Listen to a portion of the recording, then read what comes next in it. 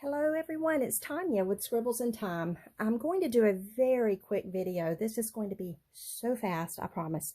I will be shocked if this even lasts 5 minutes. I more or less just wanted to kind of touch base, and say hello to everyone. It's been a little while since I filmed a video. I have been busy working on a new project, and I'm not going to say too much about that. It's kind of an unusual project. It is something totally different than anything I've done, and if I start trying to explain it without being able to show you, I don't think that it would make complete sense. So I'm not going to do that. Hopefully it'll be ready in a couple of days, and I'll be filming a video hopefully in a few days and showing what that is. But it is definitely different, so please be on the lookout for that future video. But in the meantime, I am going to show you my rendition of, I guess, a needle book. To me, this is more like, I showed my version of this several months ago in another video, and I had made several of them. And I had a lady reach out from the Netherlands. She has ordered from me before, and she reached out and she had saw my needle book in that older video, and she asked if I had any more, and this was my last one. So she has purchased it, but I do want to kind of post a video, so because I'm planning on shipping this out tomorrow, and I want her to be able to kind of see. I've sent her pictures, but I want her to be able to see it more in a video format. So anyway, that's part of the reason I'm filming this. But so yeah, I'm not a sewer, or I mean, like, I just officially did what I would call my first slow stitching. I don't know if y'all watch Oak House. I think it's Oak House Journals. She stitched a beautiful flower. I think it was maybe lavender. I don't know flowers very well, but it was beautiful, on an old envelope. So I didn't have the colors of the floss that I thought would look good for that style of flower, which I have went and gotten some more floss, and I am very excited to do more of these now that I have some more variety of colors. But anyway, this is my rendition of what she did, and it's just really fun. Check that video out. But it's basically an old envelope, and I did back it and made like a pocket out of that. So had a lot of fun doing that, and I plan on doing more. But anyway, my point is, I'm not what I would call an expert sewer, seamstress, or anything of that nature. I just have fun. So long ago, I kind of developed what I call a needle book for myself that functions for my needs. I don't tend to, I don't use this while I'm doing my projects. This is more like my pocketbook that I keep all that stuff in.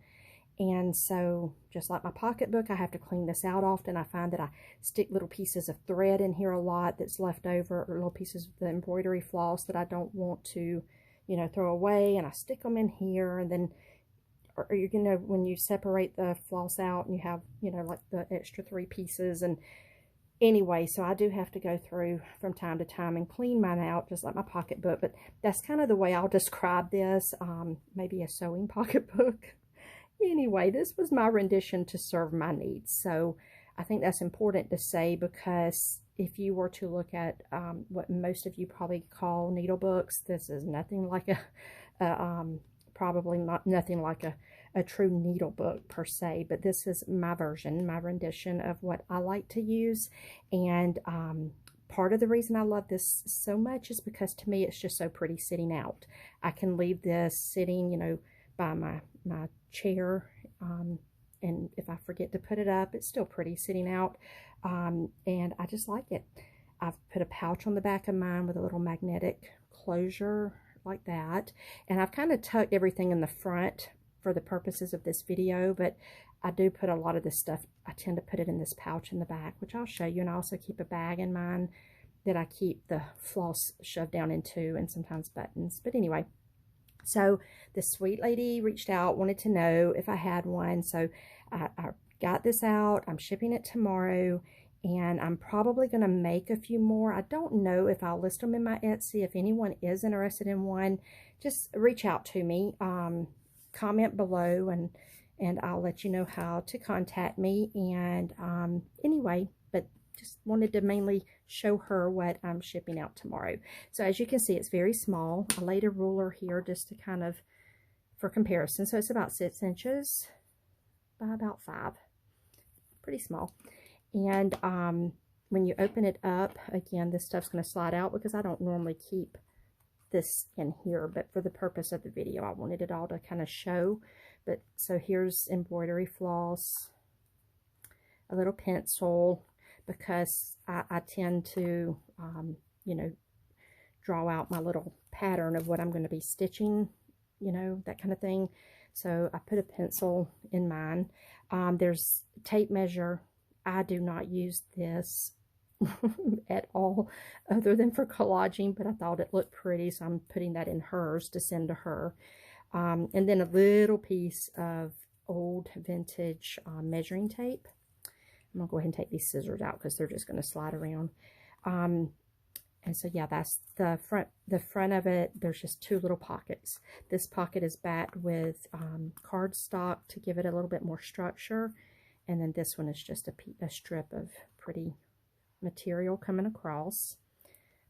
Put all that right there for now. Actually, I do keep my pencil like this, but anyway, this, let me go ahead and get this out of the back here because kind of demonstrate. These pages are kind of quilted and padded for needles to go through, but I'm going to ship her needles inside of this so that she doesn't stick herself, you know, when she first opens it. But this is, you know, often how I keep my needles, and I keep my longer ones on one page, but I do tend to keep most of them in this. Pick this up. I do often keep most of mine in a little wooden needle case. This needle up before I drop it on the floor. There we go. There we go. So to be honest, I don't use my pages like this for just my needles. If I have a piece of the floss left over on a needle, that's when I tend to use my pages, which probably isn't the correct way. It's my way. Anyway, so I've just pinned a little pin there just for demonstrations, and I pinned this bag on. Now, I don't keep my bag pinned on. I keep my bag just kind of tucked in or either in the pouch in the back. So I'm going to go ahead and unpin this for now. But yeah, this bag just has some old buttons in. I tend to get most of, I mean, I get buttons everywhere, so I'm not going to say most of them, but I do love, if y'all have ever checked out Selena over at, I pronounce it Amour Fabriques. It's like A-M-O-U-R, and then Fabriques, F-A-B-R-I-Q-U-E-S, I believe. I'll try to remember to post the link below, but I'm very forgetful on stuff. Plus, I just was trying to make a quick video, and it's not being so quick because I ramble too much. But anyway, I tend to get a lot of buttons from her, a lot of other stuff too, stamps, a lot of the old envelopes. She has just amazing supplies.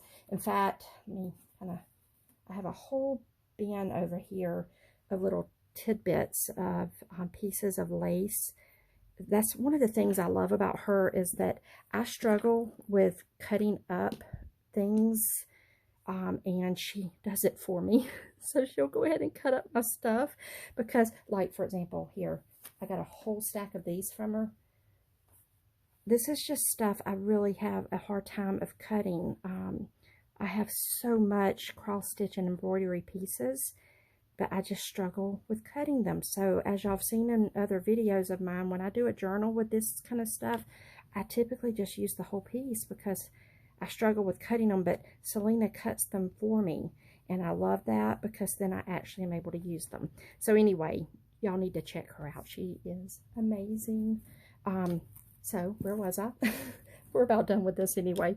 Clean up my mess. So anyway, yeah, that's little piece. In fact, this was one of her pieces that she had cut for me. So you can see there's a little stitched piece. There's not a lot of, what should I say, precision to this. Like, my stitches are cattywonker. Even this part here is kind of cattywonker, but that's, to me, it makes it look old. it makes it look used, and I love it.